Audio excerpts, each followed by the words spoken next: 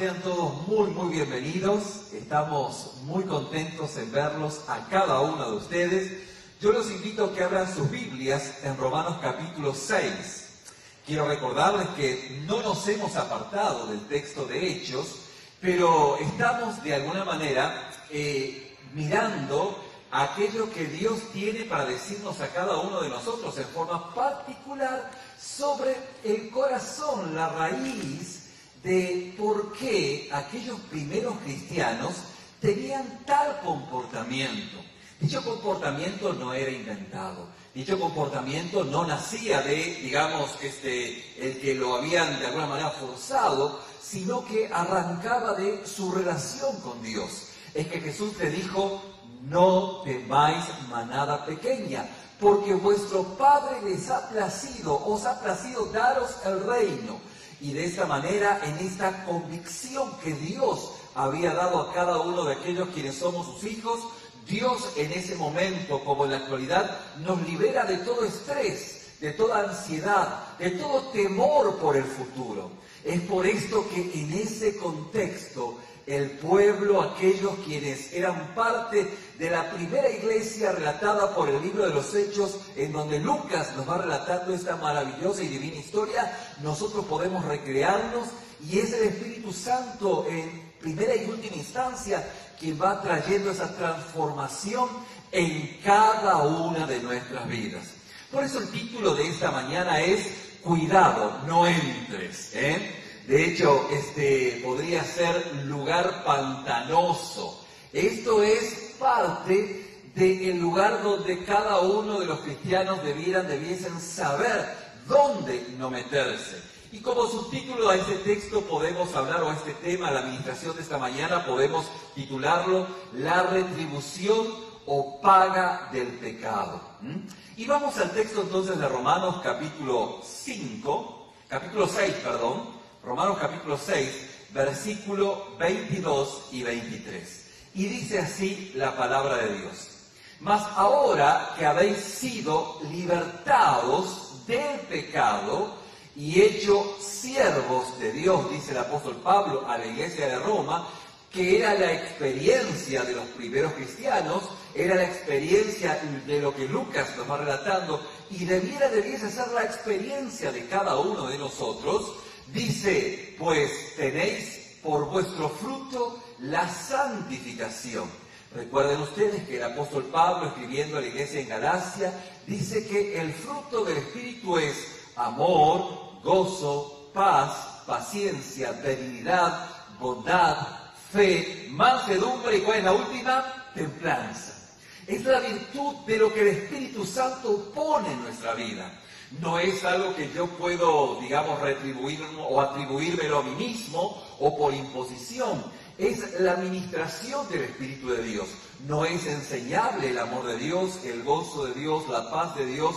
No puede ser enseñable. O usted lo tiene o no lo tiene. Y la pregunta es: ¿y cómo es esto? Es que lo que Dios hace en nuestra vida, como dijimos domingos pasados, es obrar en nuestra naturaleza. Recordará que dijimos, y no es algo que usted dirá, es algo novedoso en el pastor, porque el pastor hace mucho tiempo que lo viene repitiendo, y tiene que ver con nuestra naturaleza fuera de Cristo, que es una naturaleza, y con perdón de la expresión que voy a utilizar, siempre digo lo mismo, es nuestra naturaleza fuera de Cristo, es una naturaleza marranesca, donde el marrano se alimenta de basura y le gusta y le encanta, y se pone, nadie me quita, como dice, no, eso no dice la Biblia, ¿no? Y calavera no, también eso no lo dice la Biblia, pero no, es todo lo que viene de parte de lo que el mundo propone, llámese el mundo entendiéndose como pecado, pues es aquello que me hace sentir muy despierto, muy a gusto y muy bien en mi naturaleza marranesca, porque el marrano come lodo y se pone más fornido. Pero lo que Dios hace en nuestras vidas es cambiar nuestra naturaleza. Es que ya dejamos de ser marranos, somos cristianos, y eventualmente si comiésemos basura, nos cae mal. Dígame si no es así. Cuando usted comete algún tipo de falta delante de Dios, que se llama pecado, pues le cae como una indigestión de lo que no sé que hubiese comido. Y esto es consecuencia a que nuestra naturaleza, nuestra nueva naturaleza, pues estamos alimentados por el favor, por la misericordia, por el poder de Dios. Y el fruto que dijimos que el apóstol Pablo estaba refiriéndose en el libro de Gálatas, tiene que ver estrictamente con esto, con ese amor, con ese gozo, con esa paz, con esa paciencia, con esa benignidad, longanimidad, una paciencia larga, no mecha corta, y de esta manera podemos reconocer de que Dios realmente está obrando en nuestra vida. No tenemos una reacción, tenemos una respuesta. Y es una respuesta sabia, que nace en la paz, que no se domestica ante ninguna adversidad. Puede venir todo el mal que pudiese traernos al infierno, pero nosotros estamos tranquilos. Dice la palabra, mi paz os dejo, mi paz os doy. Yo no la doy como ¿quién? Como el mundo la da. Pues, ni modo, aquellos quienes hemos sido transformados por el poder de Dios, entendemos de lo que estamos diciendo. Y aquel que pues le gusta el mensaje, lo han traído por la presión del entorno, pues dicen, la verdad que suena muy bonito, como dirán los jóvenes, suena muy chido, pero está de la puerta para allá. Es como que esto no se conecta con mi vida. Y eso tiene que ver, puede ser evidencia que aunque conozcamos todo el mensaje bíblico, jamás dejemos entrado a Cristo en nuestro corazón. Y como nuestra naturaleza no ha cambiado, somos como aquel refrán, estoy muy refranero, pero vamos a volver a la Biblia. Dice que a la mona cuando le vistas de seda, usted sabe cómo queda, ¿no? Porque puede ser que lo ayornemos, que nos bañemos para venir a la iglesia y nos pongamos bien, nos pongamos colonia, pero hay un olor hediondo, que es parte de esa pecaminosidad que cada uno de nosotros sabemos, y que es parte justamente en aquellos quienes no conocen a Cristo de su naturaleza pecadora. Y que no hay mucho más que decir, porque cada uno de nosotros sabemos si Cristo ha obrado en nuestra vida. Es algo muy personal, es algo que solo nosotros y Dios conoce, y que obviamente los frutos demuestran la transformación, pero en esta mañana, a buen entendedor, usted sabe, pocas palabras. Esto es justamente lo que el apóstol Pablo nos está diciendo. Siendo siervos de Dios, pues tenéis frutos, vuestro fruto tenéis por fruto, la santificación.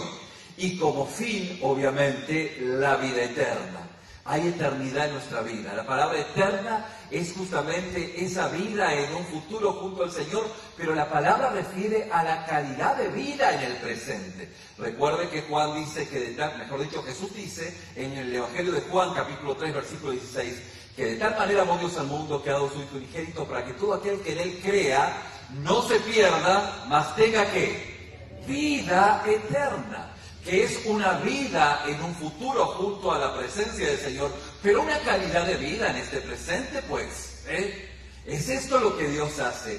Pudiese ser su experiencia con Cristo la antesala del cielo, en medio de vicisitudes, circunstancias problemáticas y todo el tormento que este mundo produce. De hecho, como dijimos, la voluntad de Dios, y sobre aviso no hay engaño, hermano, la voluntad de Dios es que en este mundo haya incertidumbre, ¿sí? No quiero que levante la mano, pero no hace falta ser muy iluminado para darse cuenta cuánta incertidumbre hay en la actualidad, ¿sí? Pero esta es la voluntad de Dios, porque todo se va a tambalear. Lo único que va a permanecer, dice la palabra, es mi palabra, la palabra de Dios. Y en esto es donde nosotros estamos anclados. Por eso el apóstol Pablo dice, para que tengáis que vuestros frutos sean la santificación, y como fin, obviamente, este proceso santificador hacia la vida en el Señor, en el aquí y en el más allá. Esto es lo que el apóstol Pablo va recreando en la experiencia de todo hijo de Dios. Y luego lo inquietante y, digamos, el núcleo de esta enseñanza, de esta administración en esta mañana, está en el versículo 23, donde dice, vaya a su Biblia, Romanos 6, capítulo 23, dice, porque la paga del pecado es muerte. Más la dádiva, cuando habla dádiva es regalo, ¿sí? Más el regalo es la gracia, que son sinónimos de Dios, es vida eterna en Cristo Jesús, Señor nuestro.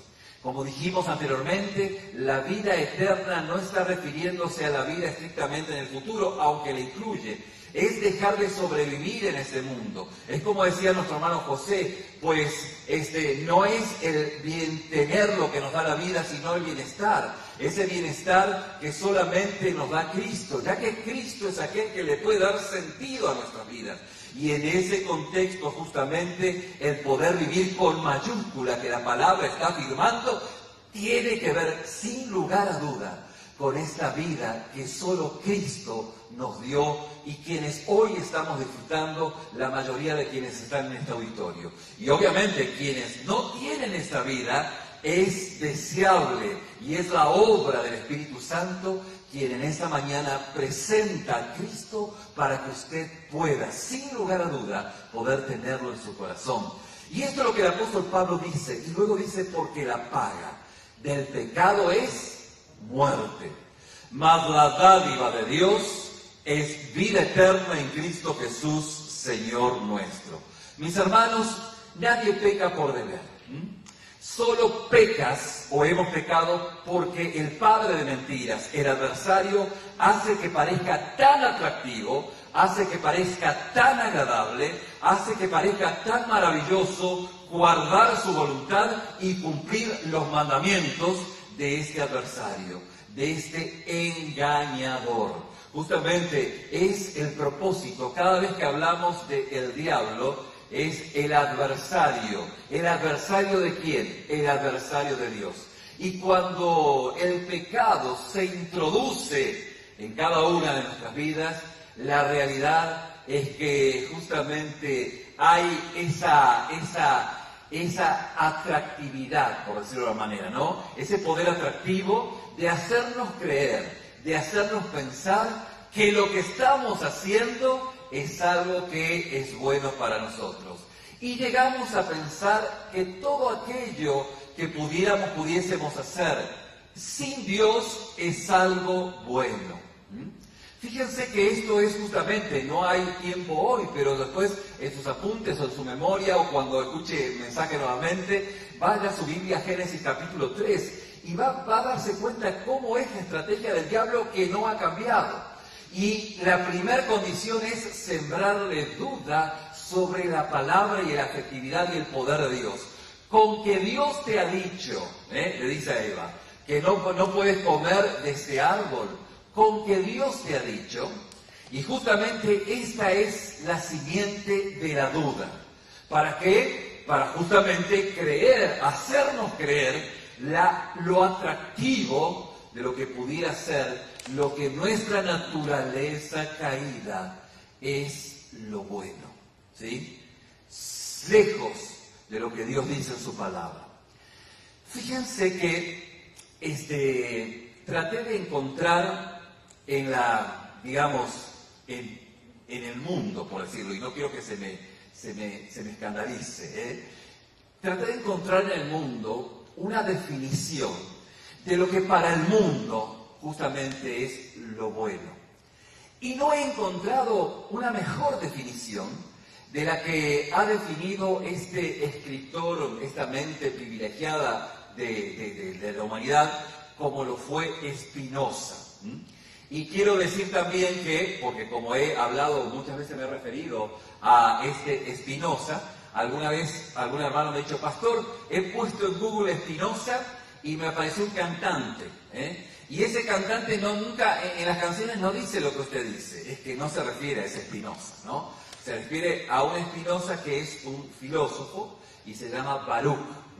Pero fíjense lo que dice y hace una definición muy exacta de lo que para el mundo entiende lo que es el bien. Y obviamente nos lleva a pensar, porque así piensa el mundo. Dice, no queremos las cosas porque son buenas. Son buenas, ¿por qué? Porque las queremos. No queremos las cosas porque son buenas. Esto es lo que piensa la naturaleza pecaminosa. Son buenas porque las queremos. De ahí que haya gente que tiene pensamientos muy retorcidos y dice, no, eso es bueno, es bueno. ¿Es bueno porque es bueno? Bueno, porque las quiere. No es que sean buenas en sí, no es que las cosas sean buenas en sí, sino son buenas porque yo lo quiero. Y ahí usted ve la proliferación, aún en el ámbito religioso, en el ámbito cristiano, de un sinnúmero de herejías y de pensamientos fuera de la palabra de Dios, en donde se defiende a capa y espada, donde aún hay una masacre del Evangelio, una ausencia de compasión, una actitud extremadamente diabólica, funesta, en nombre justamente de la palabra supuestamente. Y el amor, la misericordia brilla por su ausencia. Pero esto es propio. Esto es propio de la naturaleza no cambiada, de la naturaleza, y permítame repetirlo otra vez, marranesca del hombre, totalmente diabólica. Y esto justamente nos lleva a replantear, a pensar, ¿cómo dice la palabra? Y obviamente nosotros como cristianos no estamos de acuerdo en esta observación. ¿Son buenas las cosas porque las queremos? Sí, ajá. Las cosas son buenas cuando Dios dice en su palabra que son buenas. Y las cosas son malas cuando Dios dice en su palabra que son malas. Entonces a mí me puede decir, bueno, pero resulta ser de que hay cosas malas en mi vida que no las puedo, que trato, y hay gente que me dice, no, está todo bien. No está todo bien. Ahora, es probable que como consecuencia del pecado haya un daño en su vida, haya un daño en mi vida, que tiene que ser, pues, ministrado por el poder de Dios, que puede ser tratado por el poder de Dios. Pero aún aquel daño no justifica el poder vivir en el pecado. No, pastor, es que usted no sabe mi vida inmoral en un pasado y que no me permite santificarme en un presente. Eso no justifica. Porque la palabra dice que el Espíritu de Dios nos da el poder para poder, pues, superar cualquier tipo de circunstancia pecaminosa. Y esto es algo significativo. No sé si soy lo suficientemente claro en cuanto a instancias de pecado.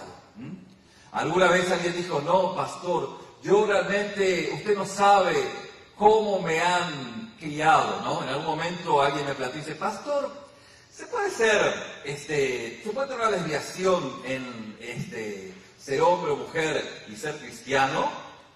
Pues yo le digo, bueno, o puedes tener la desviación o puedes ser cristiano. No hay las dos cosas juntas. Las dos cosas juntas no funcionan. O eres cristiano o eres lo que eres. No se puede hacer las dos cosas a la misma vez. Y dice, pero pastor, la inclinación que tengo y la situación. Al final, como decía, una persona alterada en su sexualidad, llámese como se llame, ¿bien? De un lado o del otro, ¿se hace o nace? Y le digo, mira, en realidad poco me importa si se hace o nace, la Biblia dice que es pecado. Y si la Biblia dice que es pecado, está mal. No hay otra vuelta. No es que podés, las cosas son buenas porque las quiero, no son buenas porque... No, definitivamente no. La verdad no está por dentro mío, está por fuera. Y Dios establece lo que está bien, Dios establece lo que está mal. Esto es lo significativo, por eso es que estamos tan en desacuerdo. Sí, lo leemos y lo entendemos.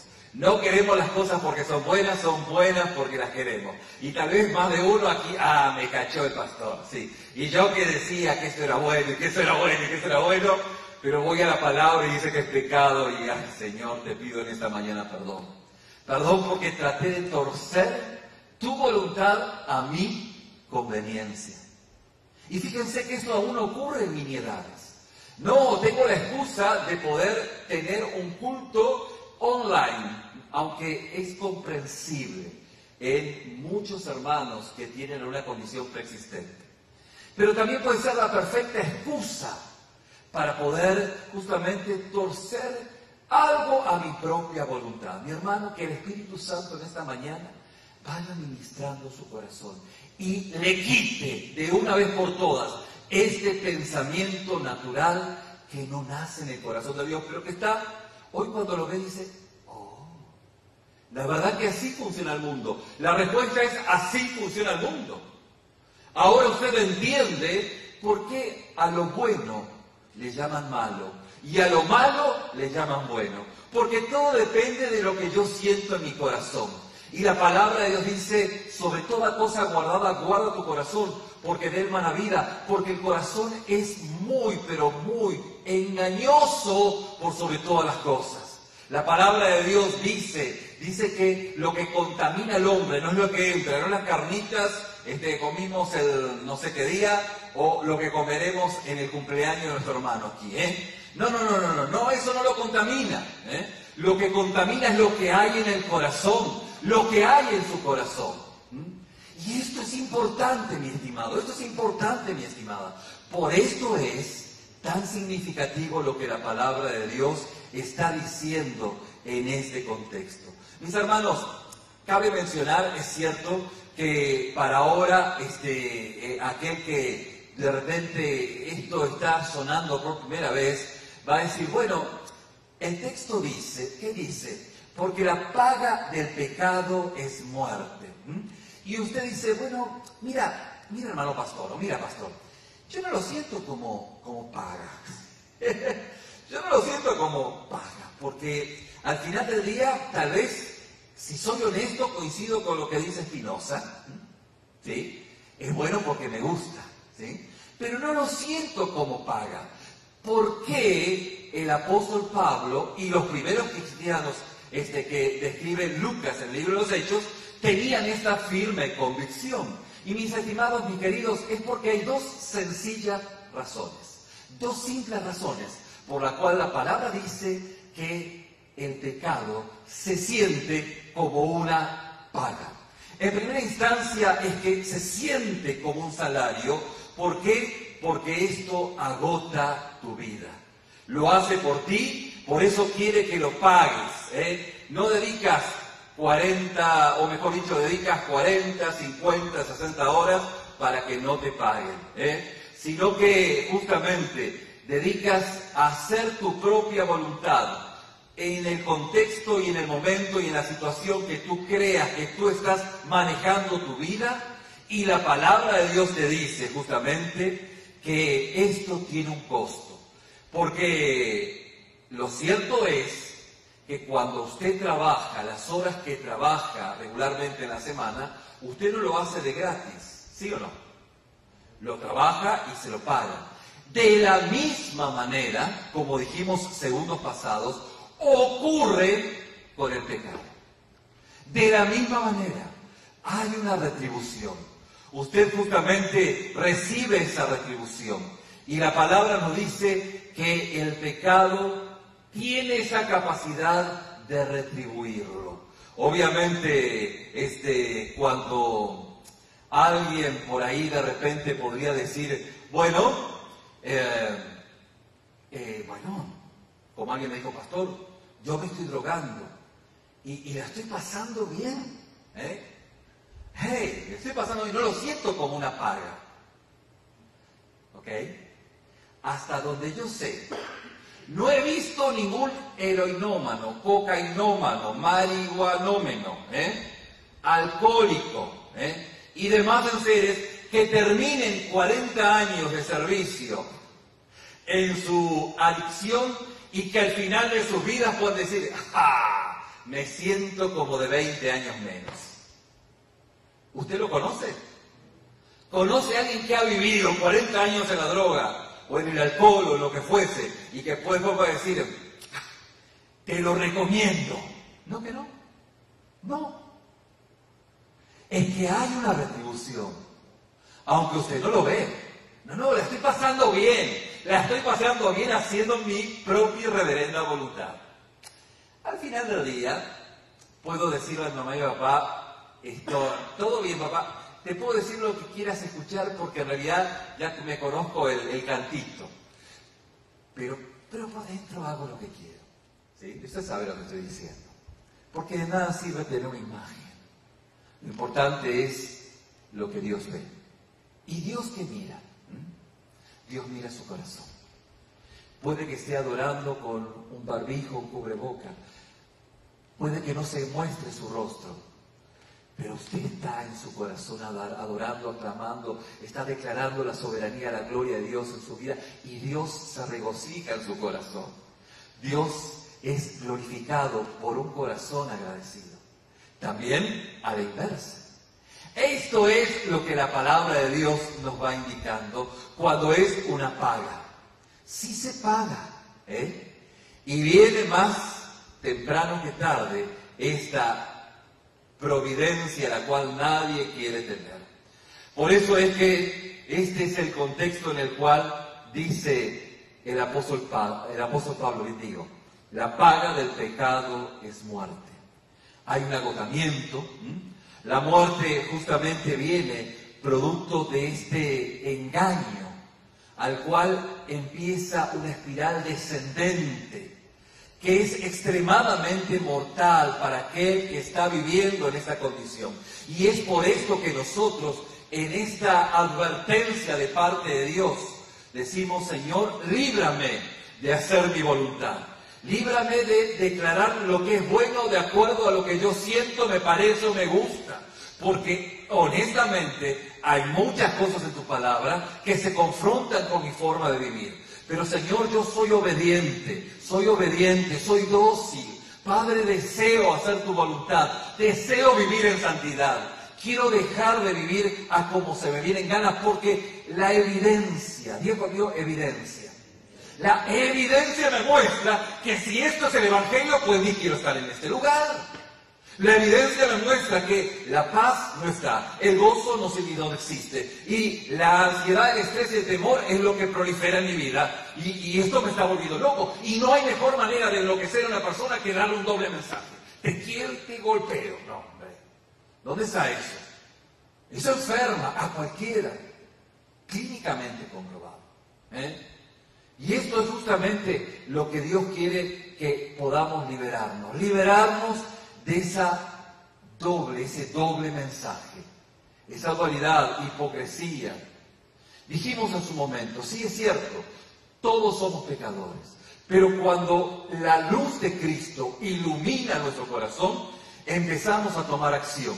Algunos es un cambio, pues, radical en el momento, a otros les lleva un proceso. Pero cada uno de nosotros sabemos de qué pata estamos cojeando y lo que Dios tiene que seguir trabajando en nuestra vida. Y eso es extremadamente saludable.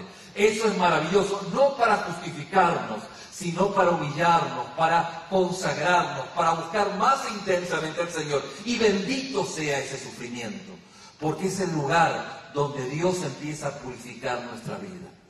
Esto es algo extremadamente significativo. Por eso que la primera razón por la que el apóstol Pablo llama salario es que un salario, cada vez que pecas, pierdes. Cada vez que pecas en el pecado, pierdes. ¿Sí? Ahora, cuando yo empecé a meditar sobre este principio, yo dije, bueno, fíjate que cuando tú trabajas de alguna manera en un trabajo secular, tú pierdes de alguna manera tiempo o vida, ¿sí? Y la remuneración semanal es el dinero que te dan. Esto es del ámbito natural, ¿cierto? El ámbito laboral, en el buen ejemplo de esta situación. Pero si ahora lo ponemos en el ámbito de la pecaminosidad, pues es lo mismo. No es que, obviamente, salvando las diferencias, el tiempo de pecado trae consecuencias en cada una de nuestras vidas. Por eso es que la respuesta en primera instancia es sencilla. La paga, hay una remuneración, y esta remuneración es una pérdida que trae angustia, tristeza y dolor. Claro, usted dice, pastor, pero en el ámbito natural, cuando me pagan, mi salario es todo lo contrario. Claro que sí, es todo lo contrario. Pero cuando usted peca, así también opera. Usted recibe una remuneración. Recuerdo hace unos años atrás el encontrarnos con una persona que dedicó su vida a vivir locamente. Su canción lema, que hasta ese momento no lo conocía, era "Vive la vida loca".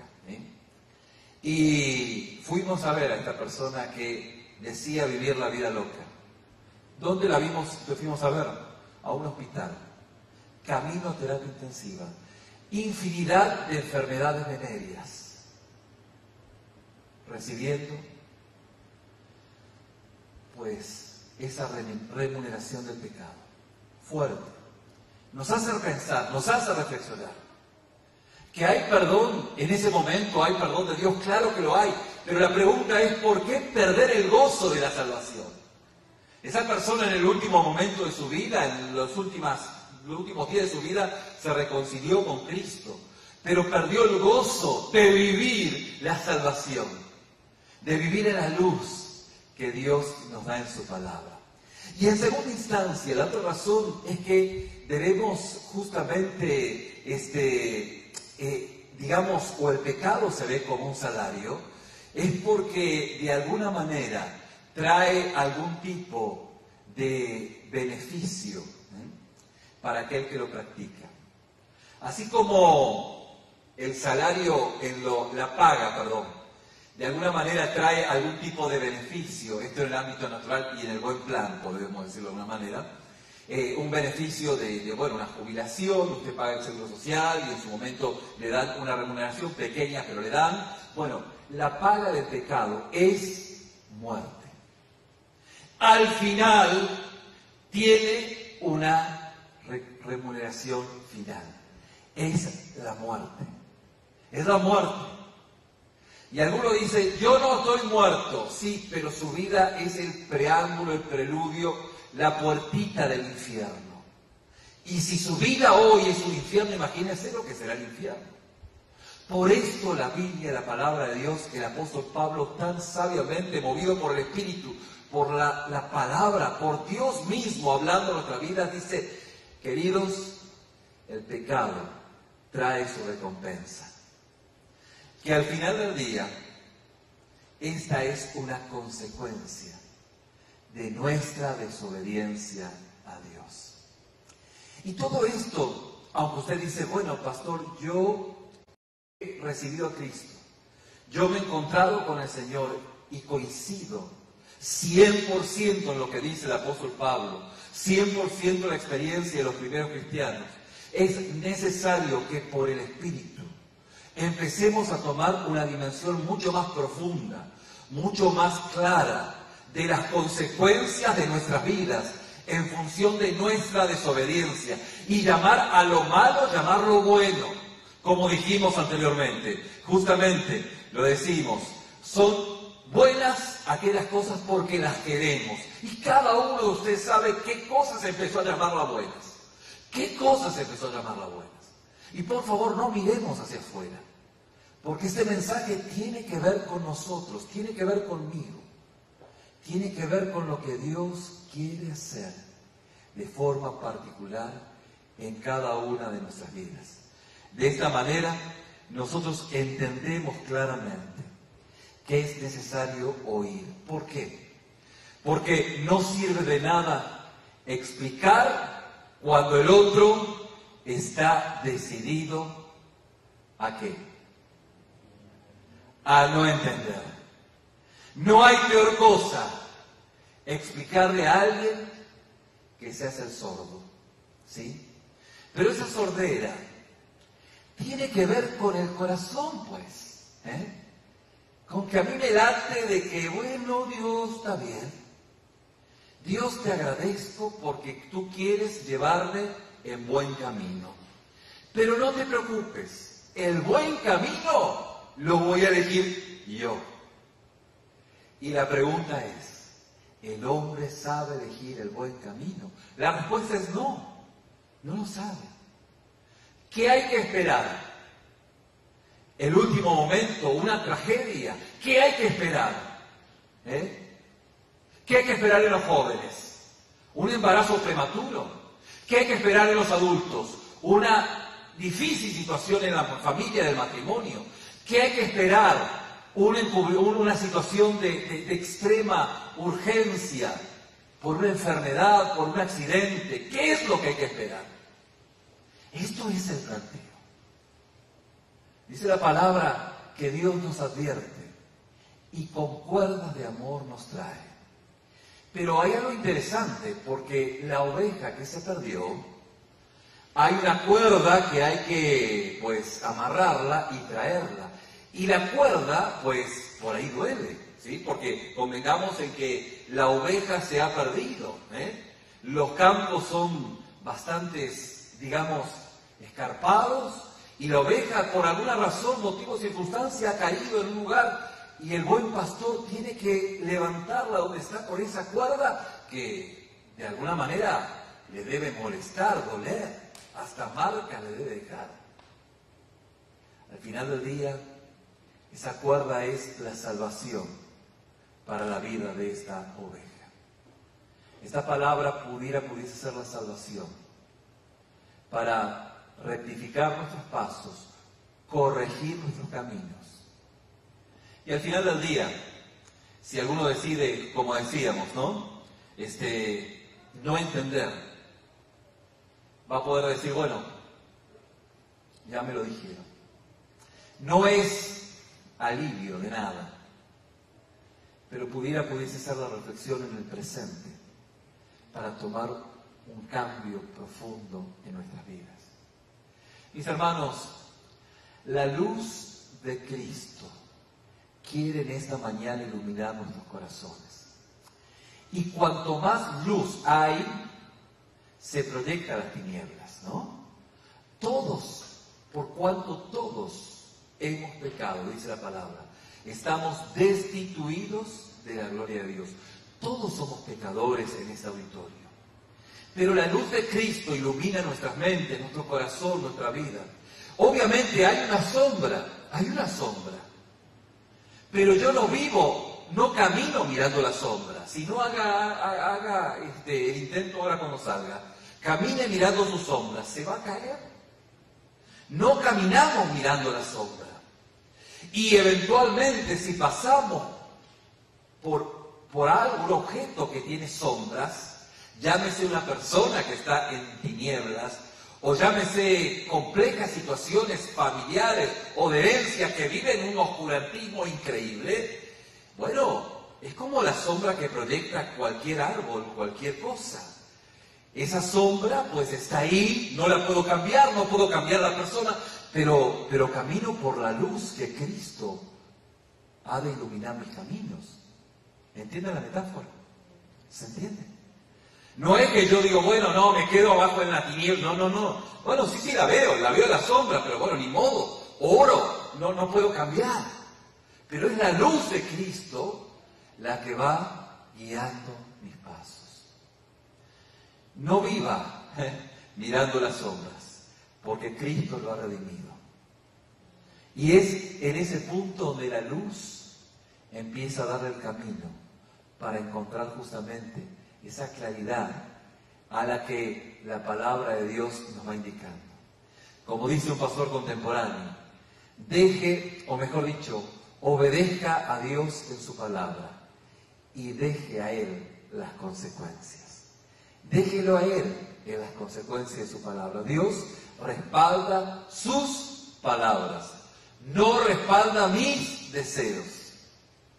Y obviamente, ese pensamiento del mundo no se aplica en nuestra vida. Es muy real, piénselo, medítelo y fíjese si de repente hubiese allí algo que Dios quiera seguir trabajando en su vida. Yo le invito a que en su rostro, vamos a orar.